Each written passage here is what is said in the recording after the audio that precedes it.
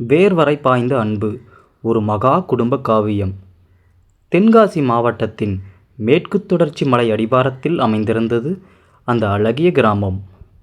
அதிகாலை பொழுதில் பனிமூட்டம் விலகாத அந்த நேரத்தில் லட்சுமி நிவாஸ் என்ற அந்த பெரிய ஓட்டு வீட்டின் வாசல் தெளித்து கொண்டிருந்தார் மீனாட்சி பாட்டி.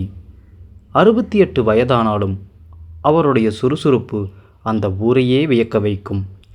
வீட்டின் உள்ளே இருந்த மாணிக்கம் தாத்தாவின் இருமல் சத்தம் கேட்டது. அவர் ஒரு ஓய்வு பெற்ற கிராம நிர்வாக அலுவலர். நேர்மைக்கும் ஒழுக்கத்திற்கும் அந்த ஊரில் அவர்தான் முன்னுதாரணம். அந்த வீட்டில் 3 தலைமுறைகள் ஒன்றாக வாழ்ந்து வந்தன. மூத்த மகன் வேலு தன் மனைவி லட்சுமி மற்றும் மகன் சூர்யாவுடன் அங்கேயே தங்கி விவசாயத்தையும் ஊரில் உள்ள மளிகை கடையையும் கவனித்து கொண்டார். வேலுவின் தம்பி ரகு சென்னையில் ஒரு பெரிய ஐடி நிறுவனத்தில் மேலாளராக பணிபுரிந்து வந்தார். ரகுவின் மனைவி ரம்யா, குழந்தைகள் கவின் மற்றும் நிலாவுடன் நகரத்துக்கு வாழ்க்கையில் பிஸியாக இருந்தனர். வருடம் நடக்கும் மாரியம்மன் கோவில் திருவிழாவிற்கு மட்டும் ரகுவின் குடும்பம் ஊருக்கு வருவது வழக்கம். இந்த ஆண்டு திருவிழா மிகவும் விசேஷமானது. ஏனென்றால் மாணிக்கம் தாத்தாவின் 75வது பிறந்த நாள் பவள விழா அதே நேரத்தில் வருகிறது. சென்னையில் இருந்து ரகுவின் கார் ஊருக்குள் நுழைந்தபோது நிலா தன் கையில் இருந்த ஐபேடை பார்த்து கொண்டு, அப்பா, இங்கே இன்னும் 5G சிக்னல் வரலையே என்று சலித்து கொண்டாள். ஆனால் கவினுக்கு கிராமத்தின் பசுமை மிகவும் பிடித்திருந்தது. கார் வீட்டுக்கு வாசலில் நின்றது. சூர்யா ஓடி வந்து கதவை திறந்தான். வாடா தம்பி என்று, எப்படி இருக்கே என்று கவினை கட்டி கொண்டான். உள்ளே நுழைந்ததும் மீனாட்சி பாட்டி அனைவருக்கும் ஆர்த்தி எடுத்து வரவேற்றார். வாங்கப்பா, வழியெல்லாம் களைப்பாய் இருந்திருப்பீர்கள், முதலில் மோர் குடிங்க என்று உபசரித்தார் லட்சுமி. ரகுவின் முகம் ஏனோ வாட்டமாக இருந்தது. அதை கவனித்த மாணிக்கம் தாத்தா, என்னப்பா ரகு, ஆபீஸில் ஏதாவது பிரச்சனையா, ஏன் ஒரு மாதிரி இருக்க என்று கேட்டார். ரகு சமாளித்து கொண்டு, ஒன்றுமில்லையப்பா, கொஞ்சம் வேலை பளு, அவ்வளவுதான் என்றார். ஆனால் உண்மையில் ரகுவின் நிறுவனம் பெரும் நஷ்டத்தில் இயங்கிக் கொண்டிருந்தது. அவருக்கு பெரிய அளவில் பணத்தேவை இருந்தது. அன்று மாலை அனைவரும் திண்ணையில் அமர்ந்து பேசிக்கொண்டிருந்தனர். அப்போது ரகு மெதுவாக தன் எண்ணத்தை வெளியிட்டார். அப்பா, நம் ஊர் எல்லையில் இருக்கிற அந்த 10 ஏக்கர் தென்னந்தோப்பை விற்கலாம்னு ஒரு ஐடியா இருக்குது. இப்போ ரியல் எஸ்டேட் நல்லா விலைக்கு போகுது. எனக்கு அந்த பணம் கிடைச்சா சென்னையில் ஒரு புதிய பிஸ்னஸ் ஆரம்பிக்க உதவியாக இருக்கும் என்றார் அவர். சொன்னதுமே அந்த இடம் நிசப்தமானது. வேலுவின் முகம் சிவந்தது. லட்சுமி அமைதியாக தலை குனிந்து கொண்டார். மாணிக்கம் தாத்தா நிதானமாக பேசினார். ரகு, அந்த தோப்பு உன் தாத்தா ஆசையாசையாய் வளர்த்தது. நம் குடும்பத்தோடு கௌரவம் அந்த நிலத்தில்தான் இருக்கு. கஷ்டப்பட்டு படித்த நீங்கள் பெரிய ஆளான பிறகு அந்த நிலத்தை விற்கணுமா என்றார். ரம்யா உடனே குறுக்கிட்டு, மாமா, நாங்கள் அங்கே நகரத்தில் எவ்வளோ கஷ்டப்படுறோன்னு உங்களுக்கு தெரியாது. செலவுகள் அதிகமாயிடுச்சு. கவினுக்கும் மேல் படிப்பு இருக்குது. நிலத்தை வச்சுட்டு நாம் என்ன பண்ண போகிறோம்? ரகுவுக்கு இப்போ பணம் தான் முக்கியம் என்றாள். இதனால் வேலுவுக்கும் ரகுவுக்கும் இடையே வாக்குவாதம் ஏற்பட்டது.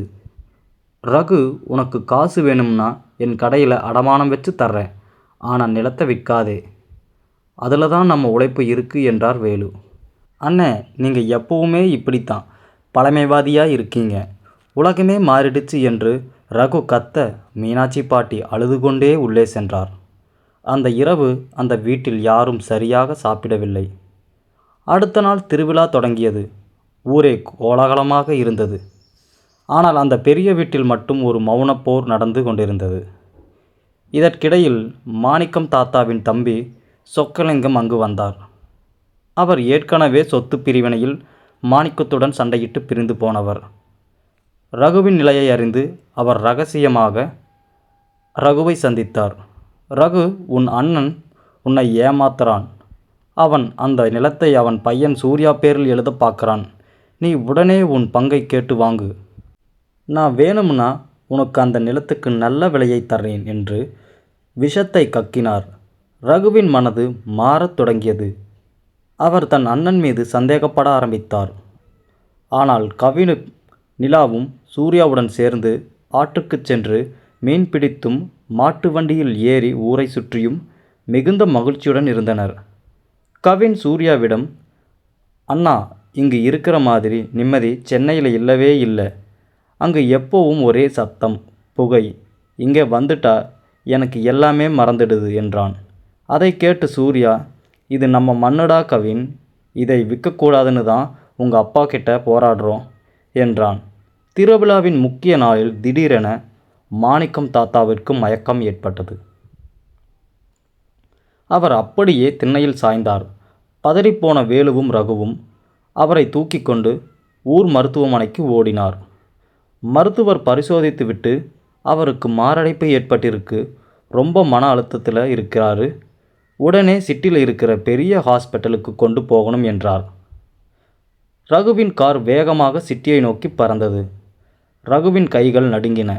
அப்பாவுக்கு ஏதாவது ஆச்சுன்னா நான் என்னைக்கே மன்னிச்சுக்க மாட்டேன் என்று கதறினார்.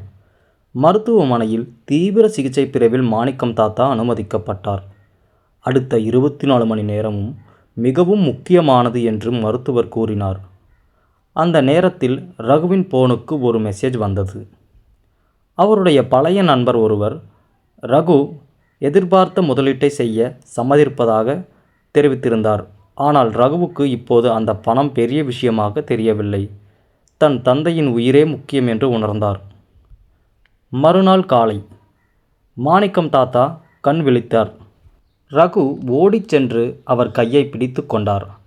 அப்பா, என்னை மன்னிச்சிருங்க, எனக்கு நிலம் வேண்டாம், பணம் வேண்டாம், நீங்கள் தான் முக்கியம். நான் இனிமேல் நிலத்தை விற்கிற பேச்சை எடுக்க மாட்டேன் என்று அழுது கொண்டே சொன்னார்.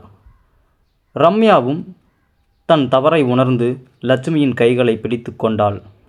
சொக்கலிங்கம் போட்ட சதிவலை அதோடு அருந்தது. சில நாட்களுக்கு பிறகு அனைவரும் மீண்டும் ஊருக்கு வந்தனர். மாணிக்கம் தாத்தாவின் பவள விழா மிகவும் விமர்சையாக கொண்டாடப்பட்டது. ஊர் மக்கள் அனைவரும் வந்து வாழ்த்தினர்.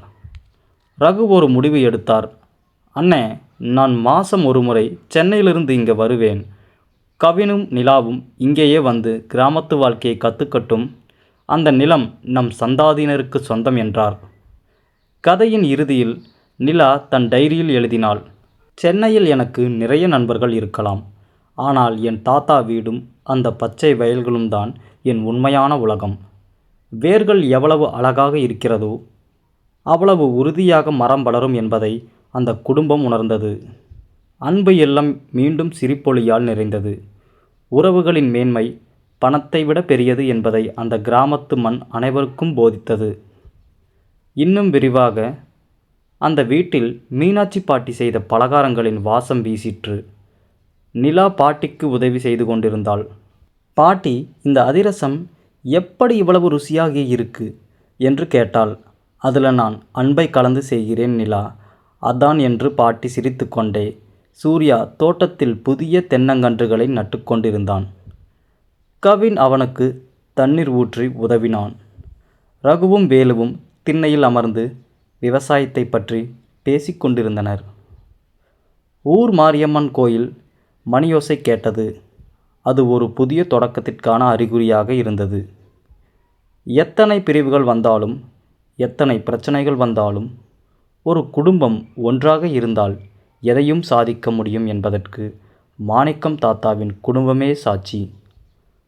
அந்த வீட்டின் வாசலில் இருந்த அந்த பெரிய ஆலமரம் விழுதுகளை தாங்கி பிடிப்பது போல மாணிக்கம் தாத்தா தன் குடும்பத்தை இன்றும் அன்பால் தாங்கி பிடித்து கொண்டு இருக்கிறார். வண்டி கிளம்பும் நேரம் வந்தது. கவின் தன் கேமராவில் அந்த வீட்டின் ஒவ்வொரு மூலையையும் படம் பிடித்து கொண்டான். நிலா பாட்டியை பிரிய மனமில்லாமல் அழுது கொண்டே காரில் ஏறினாள். ரகு தன் அண்ணனை தழுவிக்கொண்டு, அண்ணே, அடுத்த மாதம் நான் லீவு போட்டு வர்றேன், நம்ம 2 பேரும் சேர்ந்து தோப்பில் வேலை செய்யலாம் என்றார் வேலு. வேலு சிரித்து கொண்டே விடை கொடுத்தார். கார் மெல்ல நகரத் தொடங்கியது. கண்ணாடி வழியாக தெரிந்த தன் பூர்வீக வீட்டையும் அதில் நின்று கொண்டிருந்த தன் தந்தை மாணிக்கத்தையும் ரகு பார்த்தார். அவர் கண்கள் பணிந்தன. இப்பொழுது அவர் உணர்ந்தார், உண்மையான செல்வம் என்பது வங்கி கணக்கில் இல்லை, அந்த மண்ணிலும் இந்த உறவுகளிலும் தான் இருக்கிறது என்று கிராமத்தின் சாலைகளில் கார் செல்லும்போது ரகுவின் மனதில் ஒரு அமைதியை நிலவியது. அவர் சென்னைக்கு செல்வது வெறும் பணத்திற்காக அல்ல, தன் குடும்பத்தின் கௌரவத்தையும் காப்பாற்ற, தன் தந்தையின் கனவை நிறைவேற்றவும் தான். இனி அவர் எடுக்கும் ஒவ்வொரு முடிவும் தன் வேர்களை மறக்காமல் இருக்கும். இயற்கை அன்னையும் மாரியம்மனும் அவர்களை ஆசீர்வதிப்பது போல் வானில் ஒரு வானவில் தோன்றியது. அந்த குடும்பக் கதை என்றும் அழியாத ஒரு காவியமாக அந்த ஊர் மக்களின் மனதில் நிலைத்து நின்றது. இப்படி உறவுகளின் மேன்மையை போற்றும் இந்த கதை நம் வாழ்நாள் முழுவதும் நினைவில் கொள்ள வேண்டும். கூட்டுக் குடும்பம் என்பது ஒரு வரம். அதை சிதைக்காமல் காப்பது நம் ஒவ்வொருவரின் கடமையாகும். அந்த ஊரின் காற்றும் இன்னும் அந்த பாசத்தை சுமந்து கொண்டே இருக்கிறது. இந்த கதையை உங்களுக்கு பிடித்திருந்தால் சப்ஸ்கிரைப் செய்யுங்கள். நன்றி, வணக்கம்.